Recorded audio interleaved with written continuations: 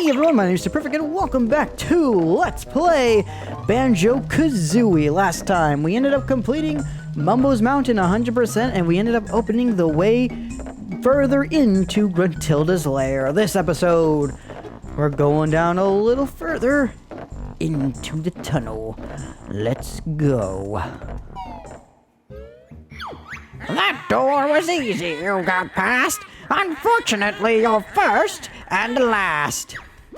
Yeah, Gruntilda thinks she's still got the one-up on us, but unfortunately for her, I'm just better. Anyways, welcome to Floor 2 of Gruntilda's lair. As you can tell, this game is a little bit like Super Mario 64, where regardless of where you, not regardless, but you kind of progress through the levels in a similar fashion, you know how the different levels are separated by the different floors of Peach's castle? It's kind of the same here. But anyways, let's talk to this green lady here. Hello there, young ones. I'm Gruntilda. Gruntilda's nice sister. I've crept down here to help you defeat the old hag. It's about time she was taught a lesson. I know all of Grunty's disgusting secrets, and I'll tell you 3 of them every time you find me.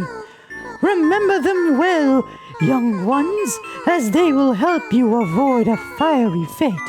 Press X if you'd like to hear them. So yeah, here we have Gruntilda, and yeah, so what she says that these, what she tells you is important, that you need to remember them. She's not lying.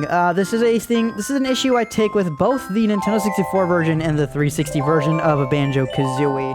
You have to remember her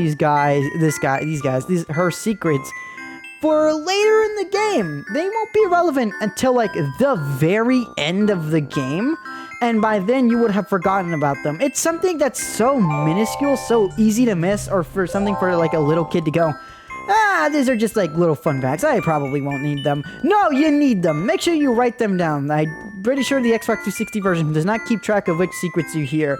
Also, each save file has randomized secrets, so you can't even copy them from the previous save. Anyways, let's talk to her and get our secrets. Grunty brushes her rotten teeth with moldy cheese flavored toothpaste.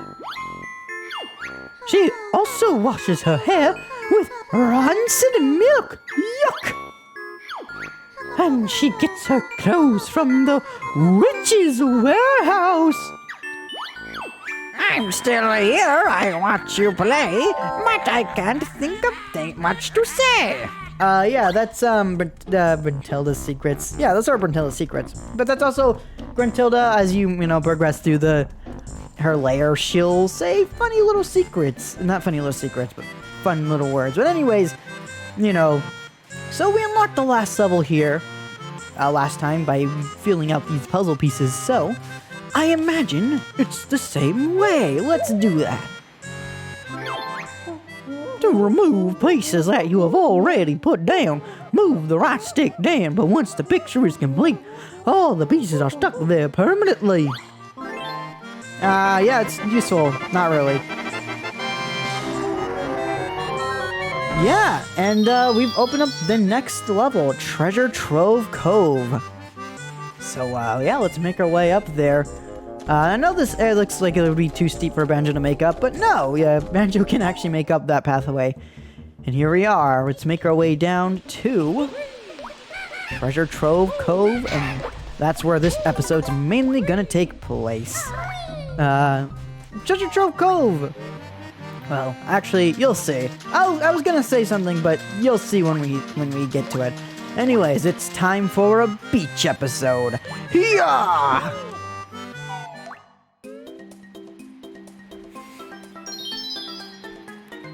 Ahoy there, this be Treasure Trove Cove. There be 2 new moves for ye to find. It's hard to do a southern person doing a pirate accent, alright? As you can tell, I'm not exactly southern.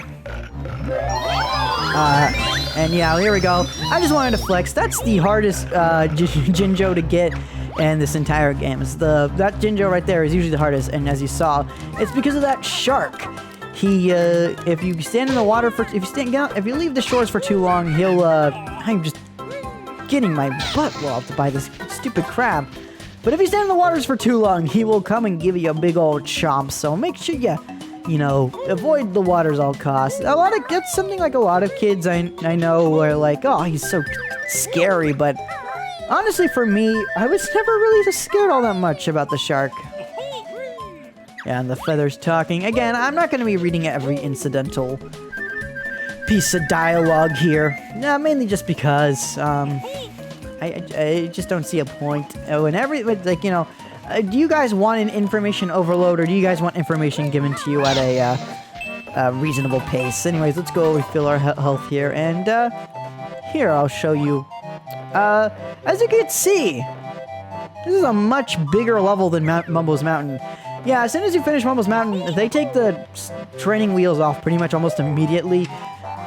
These levels balloon in size greatly. They never get too big, mind you. They're the biggest level in this game is still reasonably sized. It gets nothing to the ridiculousness of, say, Banjo Tooie does. Banjo Tooie's levels get massive, and I don't really think usually for the betterment of that game. Don't get me wrong, I still really love Banjo Tooie. It's one of my favorite games Rare's ever put out. It's just, you know, when it comes to Banjo Kazooie versus Banjo Tooie, I've always liked Banjo Kazooie a little bit more. I think Banjo Kazooie is a little bit more focused, even if the world is expanded a lot more in Banjo Tooie. Anyways, heading down here, we're gonna go and find ourselves some new moves before we do anything else. Because if I don't get the new moves, then I can't get all the jiggies, now can I? Exactly. Alright, here's some Bottles, let's talk to him. You'll reach new heights with my shock jump spring. Does Kazooie do it? My legs are tired. Don't worry, the turkey does all the work. Simply stand on a shock jump disc and then press and hold A. And there we go, that little jingle lets us know that, yeah, we did it correctly. These are a lot of fun. I like this mechanic. For these jump pads, you don't actually have to do the jump on the pad, just so long as it's activated while you're on top of it. And that's very useful, and it's not something that the game really explains to you. They just kind of expect you to just figure that out. I mean, these are small enough platforms that I guess, you know, the average player, it might slip off on their first time using this mechanic. And so maybe they might discover it that way. I'm not too even sure how I even figured this out.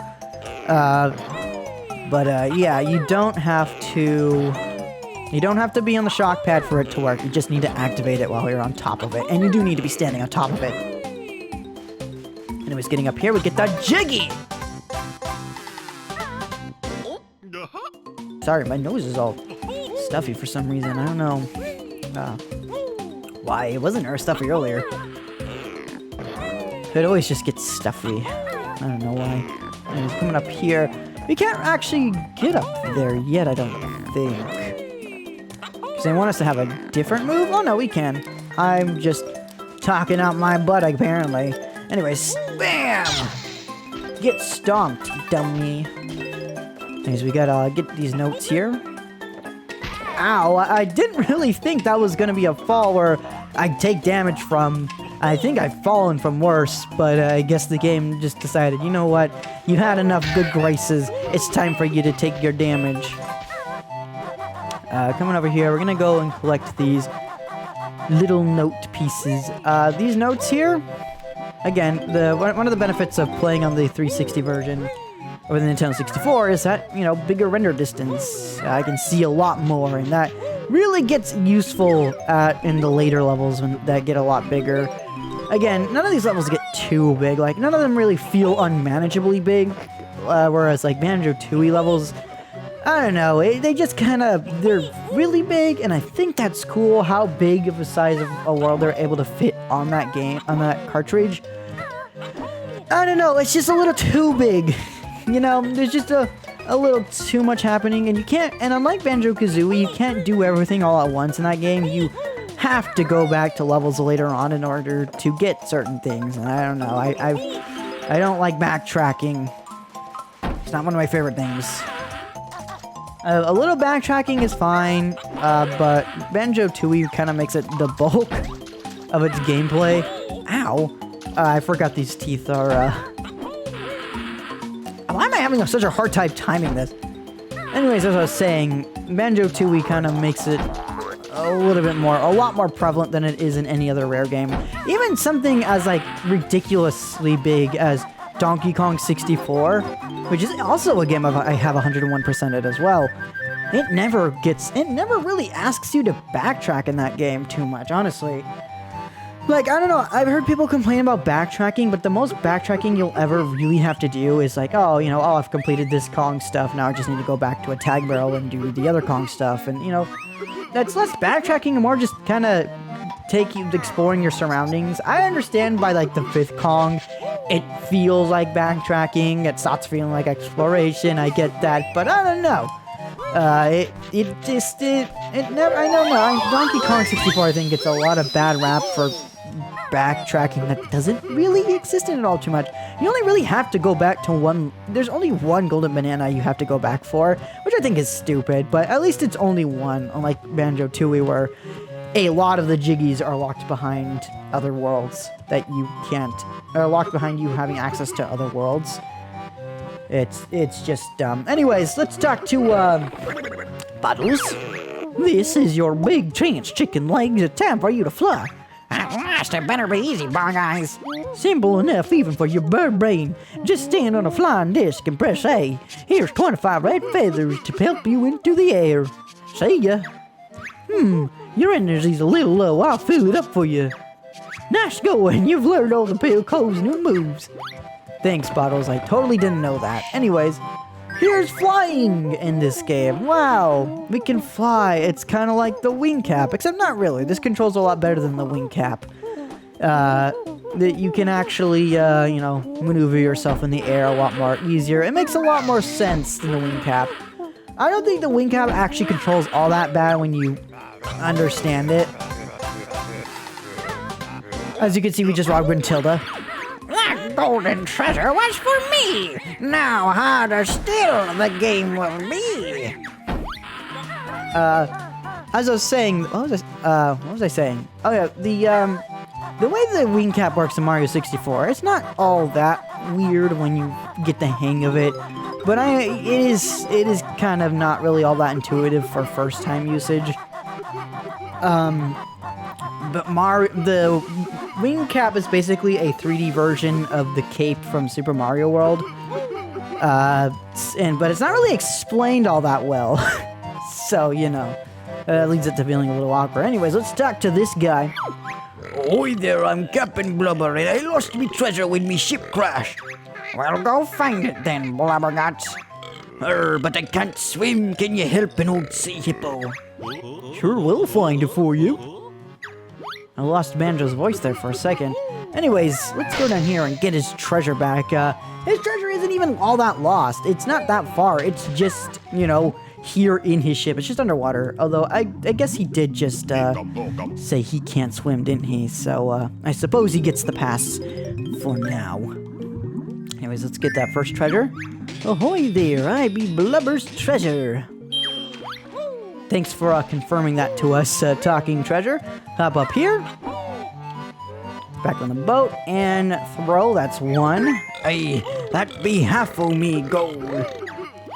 Now I'm gonna sit here in this water, and you're probably wondering, perfect. What about the shark? They're very smart about that. Puddles of water the shark doesn't appear on. It only appears off on the coast. So it's not just a thing that affects all areas of water. It's just a specific trigger box. Anyways, let's get this gold piece. The swimming controls in Banjo Tooie. I guess Banjo Tooie also applies, but no, mainly Banjo Kazooie is what I'm trying to talk about because it's relevant to what we're playing.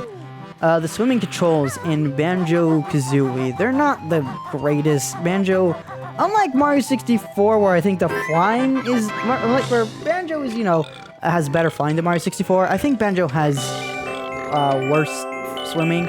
As you can see, Blubber is gonna go off and spend the treasure that we just got him. But hey, at least he gave us a Jiggy in return. But as I was saying about the swimming in Banjo Kazooie and Banjo Tooie, I don't think the swimming controls are as intuitive. But that kind of goes for most of Rare's catalog, to be honest. I think a lot of the swimming controls in a lot of their games are kind of not that great. I don't know, they just can't seem to get swimming controls correct over there, I guess. Anyways, we're still not done over here, though. But we got the flying thing, which is what I wanted to get. Let me just check to see real quick our totals. Yeah, we got 3 already, and we only need 8 more Jiggies, and they're all pretty easy to find. Treasure Trove Cove, while being significantly bigger than Mumbo's Mountain, it's not necessarily any more harder, to be honest. It's a pretty simple map. Hey, this being my beach. You find nothing without my help. Help us, an crustacean brain. Cheeky bird needs feathers clipping. Oh yeah, just try it, shellhead. I think I just gave them the same voice. Arr, you hurt me. Yeah, this guy, he's got quite the anger issues. But to be fair, Kazooie kind of starts it. Kazooie gets us into a lot of situations in both Banjo games. Her big mouth kind of gets us into trouble a lot, like as you saw here. Poor Banjo was only here for the ride. You know, he just wants to save his sister and get over it. Well, it's Kazooie's starting bar fights and all that jazz. Anyways, we're already at 58 notes. And apparently, this guy was just two small crabs in a trench coat. Because when he goes inside, because we saw him go inside his shell, but now we're in his shell. Where the heck is he? He's gone. Anyways, gonna go up here and get our Jiggy. That's our 4th one. Already almost halfway there. I just want to say the colors on the texturing. Rare games, especially on the Nintendo 64, played with colored lighting, color texturing in really fun ways. I really like it, actually. It's a very nice aesthetic. Anyways, we're going to use this jump pad to get up here. Actually, before I forget, there's actually some, there are some notes over here that I want to get before I forget about them, because I might be scrounging around for them later on. So yeah, let's go get them now before I forget. Coming over here towards the treasure chest, and I believe it's this one right here. Let's jump in. Yes, it was this one. This one has 5. Make sure you just double check. You don't really get a good look in this treasure chest, so just always make sure you get a double look at it before you do anything else in there. We killed that clam guy. Those clam guys, if they hit you, they steal your stuff and they will eat them. And if they eat them, you're not getting your stuff back. So make sure you kill them. Anyways, we have 3 Mumbo tokens again. Not every now last level. Now you're probably stumbling on my words again. Silly me. Last episode you saw that we needed to collect Mumbo tokens in order to, you know, do a transformation. Now you're probably wondering, is there a transformation on this world too? No, not every world. In fact, very few worlds actually have Mumbo transformations. There's only a small handful of them in reality. Some levels, but every level does have Mumbo tokens scattered about. I don't know if I'll collect all of them because they don't really count towards your progression status all too much, if I remember correctly. But if I see them, I'll probably go out of my way to collect them, to be honest. They're not really too much of a hassle to get. They're all pretty, they're all pretty easy to find. Although at one point, the Mumbo tokens were actually originally going to be important collectibles you were supposed to collect for 100%, and you need to get all of them. Which, oh my goodness, I'm so glad that is a change they made before the game came out. because that would have been actually a nightmare. There are so many Mumbo tokens scattered throughout this game, and it would be like having the banana coins in Donkey Kong 64 count towards your 100% rate. For those who don't know, the banana coins actually don't count towards your percentage at all in Donkey Kong 64. You don't have to get all of them. That's like the one thing they were lenient on. And for Banjo Kazooie, that is the Mumbo tokens. Coming over here, and we're gonna scale this tower. It's a little spiral tower. I guess this could be considered Spiral Mountain 2. I guess this is Spiral Tower, because this wouldn't be a Spiral Mountain. This isn't naturally forming. Anyways, coming up here, there's an axe, and let's butt slam it. Follow the clues if you're looking for gold. Well, don't mind if I do.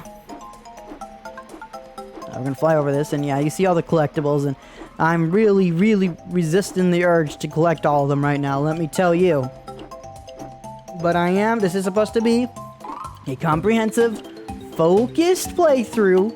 This isn't just me casually playing through this. I have to do things in order so viewers who are playing along can, I guess, keep up. The things I do for entertainment purposes, I guess. Anyways, jump up here, collect the red feathers. They're pretty honestly, the red feather mechanic is pretty generous. You would think they would have it, like, tick down as you were flying, but no. The only time you use them is when you need to get height. Pretty interesting mechanic. A great way to limit the resource, too, so you can't, so you can fly as much as you want to, but, you're gradually descending because, Kazooie has to carry Banjo. You'll never find me now. Gee, I wonder where this guy is. Anyways, I was saying, as you fly, you lower in altitude. So, in order to go up, you need to press the A button, and that uses the feathers. So it's a great way to have players fly for essentially as long as they want, with the caveat being they, will eventually touch the ground. And I kind of wish, and this is keep this complaint in mind for future purposes. Guys, please open me gently. No! We got our 5th Jiggy. We're halfway there already. Anyways, as I was saying, it's kind of a complaint I have with ukulele. Now, I'm actually one of the few people who actually like ukulele quite a bit. I don't like it as much as I like banjo. But I do like ukulele quite a bit. I think it's a fun game, and it's definitely a game I revisit from time to time. But one of my main complaints with ukulele is, one, the flying is nowhere near as graceful as it is in this game. And 2 is the energy meter. I get wanting to limit, the abilities just so, they aren't overpowered. And I get with certain abilities having the energy meter, it's fine, but for stuff like rolling and, flying, couldn't you make flying more like Banjo's where, it's an item, a collectible item that determines, make the system work like Banjo.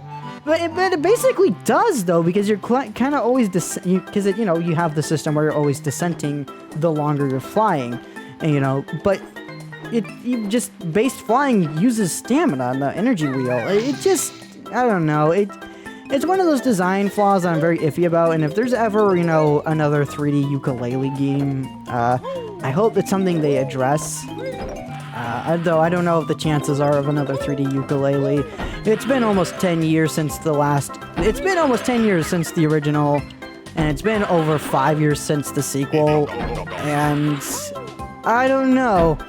I know people really like Ukulele Impossible Lair. I loved Ukulele and the Impossible Lair. It's such a good game. But, I don't know, Playtonic seem to have fallen to the position of publisher, which is, in my opinion, a little unfortunate. Playtonic Games seems to have fallen into the role of publisher, and I feel like that's a little disappointing for me, because I was really excited to see their output of games, because, it's Rare. It's ex-Rare employees. They want to make more platforming and games again. But it just feels like after the 2, they just kind of seem done, and they just want to be more like a a porting publisher for other smaller indie teams. I don't know, it just feels a little disappointing. That's kind of all I have to say about that, though. I will definitely, this channel, 100% though, I will be eventually doing a ukulele playthrough. Will that be a 100% playthrough? Probably not. Ukulele's not as fun to 100% as Banjo Kazooie is. It's not as graceful. Ukulele's not nowhere near as graceful as a game as the original Banjo Kazooie, but it's still a good time. Anyways, I sure have been taking my sweet time on this episode. We're almost hitting. I looked at my episode counter, episode timer, and we're already at almost 30 minutes. Jeez, my bad for just stalling. I hope this is entertaining, though. I really like doing these type of games for Let's Plays. They're games that are really fun for me to play. They seem fun for people to watch. Anyways, coming up here, we can see we're at the top of Treasure Trove Cove, and then we're gonna come up here. We're gonna collect the eggs. Doesn't feel like it's been 30 minutes though, to be honest. So, yeah, that's how we know it's fun. We're having a good time. Going over here, and we got the last Jinjo on this world. Yes, and I got the 7th Jiggy. And yeah, as you saw, Bottles awarded me with a gamer pick. Although, that didn't actually happen, because as you saw, there was no achievement thing or being like, oh, award unlocked. I think that's actually that's something they actually scripted into this game without the forethought of, wait, what if they already have the gamer pick? Because I actually used the gamer pick I got from this reward as my actual Xbox profile picture. So that's kind of funny, honestly. Anyways, jumping up here. I guess it's a little, further into the series and a little deep into this episode for me to talk about this, but I want to talk about it anyways. Some of you are probably wondering, what about the retrospectives and the reviews? Are they just gone now? No, they're not gone. They're just episodes they're just things that take a lot of time for me to work on, and I can't provide them as consistently as I would like to. So this is still a way for me to, these Let's Plays are still a way for me to, get videos out to you guys and for me to still have fun making them. Not for me to still have fun making them, because that implies I stopped having fun.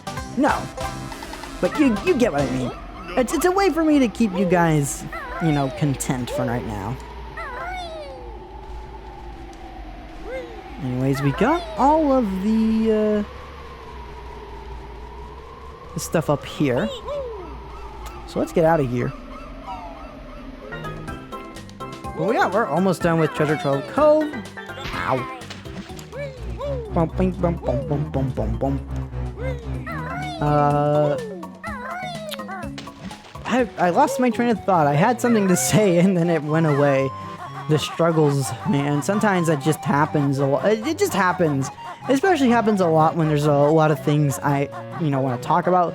Because, this is also supposed to be sort of like a tutorial guide, as long as something for you to just listen or watch to for entertainment value. This is like, a guide slash thing, to keep you entertained. So, there's a lot of things I need to address in a short window of time frame, and so my brain kind of fizzles out a bit when it happens. But yeah, we have this little platforming segment here over the water. As you can imagine, the punishment for failure is, getting bit. As you can see there, though, the somersault actually has a pretty forgiving coyote timer there. If you slide off the platform and you're still able to perform the action, even though you slid off a bit. And that's 9 jiggies. We're already almost done with this level. Coming over here.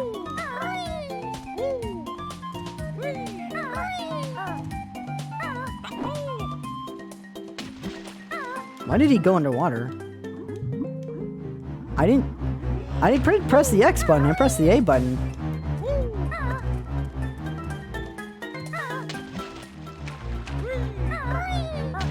Okay, I was just talking about how forgiving this somersault was, and now it's like, now we're not gonna do it.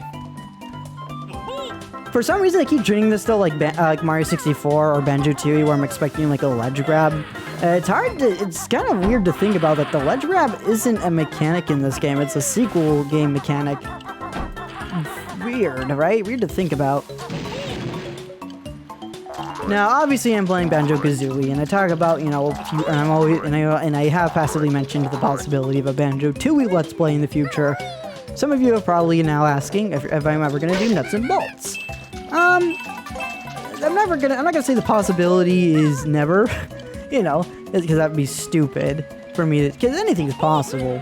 Nuts and bolts is kind of fairly unlikely to be anytime in the near future. Like, that might be years down the road, honestly. Just something that because nuts and bolts is something that that's actually one of the few rare games that I'm not all too familiar with. Mainly because I don't like nuts and bolts. I know, the truth come out. Deprivic doesn't like nuts and bolts. The sky continues to be blue, the water continues to be water. But, it's just not a game that suits my tastes or what I'm looking for from this series. And also, I don't really like how it's a main gameplay. Like building cars in Banjo Kazooie Nuts and Bolts. Lots of fun. It's a really good mechanic, well thought out. They put, obviously that's where a lot of the work in that game went into. And yeah, it does feel good to make cars and to play around with the different vehicles that you've made. And I completely agree with that sentiment from the people who do love Banjo Kazooie Nuts and Bolts. Making vehicles in that game is fun. Now we've got this guy. Hey, Furball, you're looking wise. Solve my puzzle and win a prize. And over here are the last 2 notes. You found all 100 notes on this world. Well done. Now, as you can tell, Bottles, throughout this entire playthrough of this level, has not once told me that I've gotten the note total necessary to move on. Yeah, that's kind of what I mean when I say you should probably just get all the notes on your first go. These note doors, they get pretty demanding. We're only on the 2nd floor, and the total is over 200. Oh. And I have 200 notes on Banjo at the current moment. So, yeah, it's just wise for you to get everything anyways, which is why I argue that the notes going away when you die or you leave a level in the original isn't all that too bad. But it can be, especially on future levels where like there's a lot of instant kill barriers and stuff like that. And this guy's shocker, the angry crab is betraying me. I can't believe it. Anyways, let's go over here. Do our somersault. Yeah! We got it. And actually, I don't think we saw this dance last time because I was a termite when we got the last Jiggy in Mumbo's Mountain. So yeah, that's actually this thing we didn't get to see. Yeah, Banjo does a little dance every time you get all the Jiggies. And yeah, so we got all the Jiggies. We've got all of the, the notes. So, there's only one thing left to do. You guessed it, it's the honeycombs. This is actually where they start kind of getting hidden a little bit harder. This one right over here, this is obviously pretty obvious what you're supposed to do, fly over here. But there's the second one on this level is very well hidden, and I would forgive anyone for just assuming that there was only just the one for a lot of the time. And I'm going to show you where that other one is. So, we'll cut to it. I guess I'll cut to it when I get over there. Alright, so flying over here, like I said, this one's a little weird. This one's a little mean when the way they hit it. I believe it's over here. It's around one of these corners. Yeah, we've gone too far. We've gone a bit too far. It's a lot easier to spot it coming this way anyways. Also, yeah, tilting down will obviously make you fly closer to the ground, so be careful. Ah, here it is. See what I mean? It's not something you'll very obviously spot. So there we go. Ow. Get off of me. Hello? Hello? Get off of me! Jeez! Usually this game's pretty good at, not letting him get stuck on you like that. But, yeah. That's, Treasure Trove Cove finished, basically. Yeah. That's everything. But before this episode ends, we need to get the next Gruntilda Jiggy. So let's get out of this level.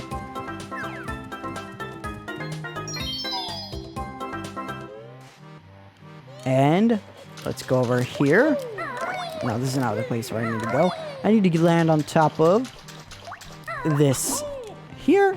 Need to jump up here. Attack this guy. And up here, the last Jiggy for this episode. Alright, that's our third Grunty's Lair Jiggy. And with that, that's going to do it for this episode of Banjo Kazooie. Thank you everyone so much for watching. Hopefully you enjoyed this episode, and hopefully I'll see you in the next one. Next time on Banjo Kazooie, we're not done on this floor quite yet. There's actually another level that we didn't get to have access to earlier. But yeah, hopefully I'll see you in the next one. Goodbye!